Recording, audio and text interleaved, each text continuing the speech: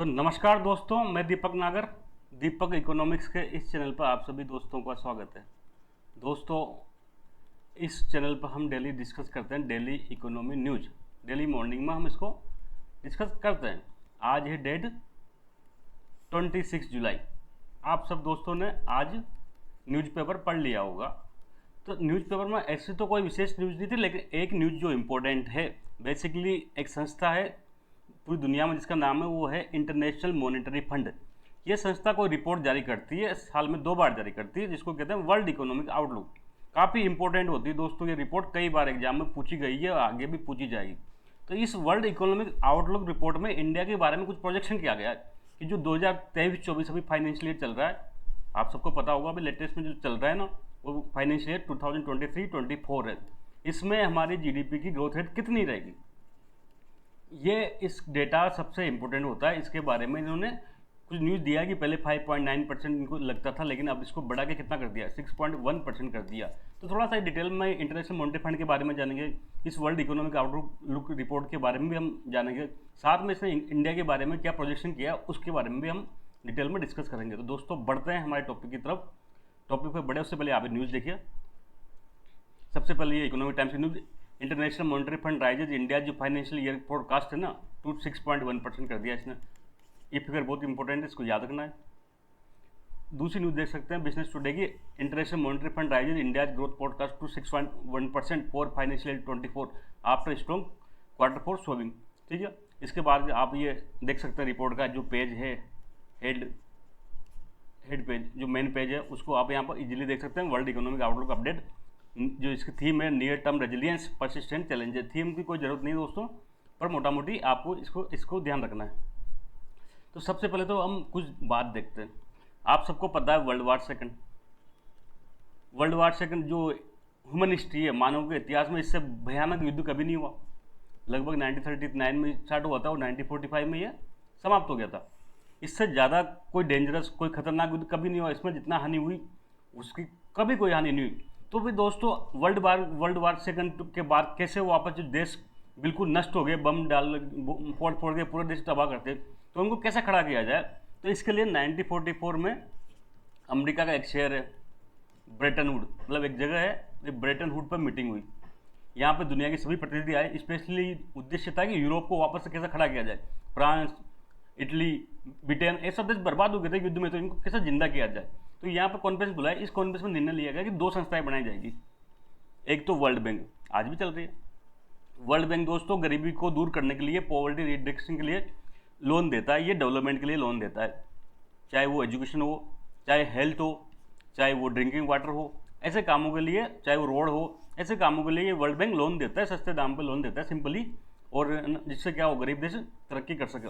इसके साथ में एक और संस्था बनाए, international Monetary fund. International Monetary fund, इसके नाम से क्या स्पष्ट है, ये मॉनेटरी जो मौद्रिक के मामले में होते हैं ना, पैसे के मामले में, उनके मामले में सहयोग करेगा इंटरनेशनल मॉनेटरी फंड। बेसिकली ये है ना, बीओपी क्राइसिस में, बैलेंस ऑफ पेमेंट क्राइसिस में लोन देता है। मेन काम इसका यही है। Balance of payment crisis simple सा मतलब है, श्रीलंका में हो रहा है, विदेशी मुद्रा भंडार खत्म हो जाते हैं।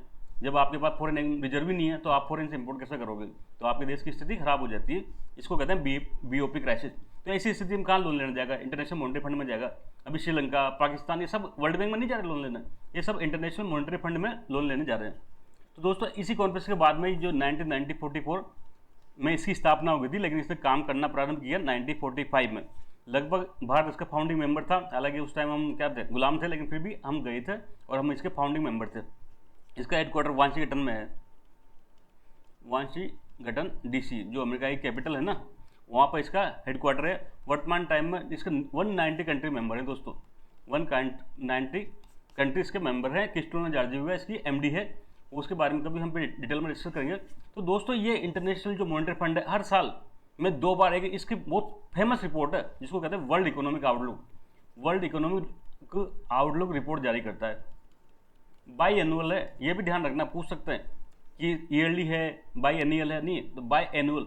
बाई एनुअल का मतलब साल में 2 बार, 6 माह में 1 बार आती है, मतलब ईयर में 2 टाइम, साल में 2 बार रिपोर्ट आती है। तो इस रिपोर्ट में दोस्तों, जिसके नाम से स्पष्ट है क्या, ये वर्ल्ड इकोनॉमिक आउटलुक के नाम में क्या स्पष्ट है कि जो दुनिया है ना उसका इकोनॉमिक आउटलुक मतलब भविष्य क्या होने वाला है, आने वाले टाइम में जो जीडीपी ग्रोथ रेट कैसे होगी, ग्लोबल की कैसे होगी, ये सब के बारे में ये डिटेल में प्रोजेक्शन करता है। तो जब दोस्तों इसकी लेटेस्ट में जब अब एक और चीज़ देख लेते हैं, फाइनेंशियल ईयर 2023-24 मैं सबको बता रखा है कि भाई जो फाइनेंस की दुनिया में, इकोनॉमिक की दुनिया में 1 जनवरी वाला कैलेंडर ईयर नहीं चलता, ये 1 अप्रैल से चलता है। तो ये फाइनेंशियल जो 2023-24 चल रहा है वो 1 अप्रैल 2023 से 31 मार्च 31 मार्च 2024 तक रहेगा, ठीक है। तो अभी ये कंटिन्यू है। तो इस साल में इंडिया की जीडीपी ग्रोथ रेट कितनी रहेगी? सपोज को पहले 100 थी, अभी बढ़ के 110 हो जाती है, तो हम कहते हैं कि 10% ग्रोथ रेट हो रही है। सिंपल सी बात है, जितना ज़्यादा होगा उतना ही बढ़िया। मतलब जीडीपी क्या होती है? एक तरह से देश की, पूरे देश में कितनी इनकम हो रही है, तो इनकम जितनी ज़्यादा बढ़ेगी उतनी अच्छी होती है। अभी आपकी इनकम इस साल 1 लाख रुपये, अगले साल ज़्यादा बढ़ेगी तो अच्छी बात है। तो ऐसा जितनी जीडीपी ग्रोथ रेट होती है उतनी अच्छी बात होती है। तो ये इस फाइनेंशियल 2023-24 के बारे में प्रोजेक्शन कर रहा है इंटरनेशनल मॉनेटरी फंड कि भाई क्या उम्मीद है। तो पहले जब अप्रैल में इसकी रिपोर्ट आई थी तब इन्होंने उम्मीद की थी कि भाई इंडिया की जो जीडीपी ग्रोथ रेट है ना 5.9% बढ़ेगी, लेकिन पिछले 2-3 महीने में कुछ अच्छे काम हुए, इंडिया की ग्रोथ रेट तो अच्छी रही।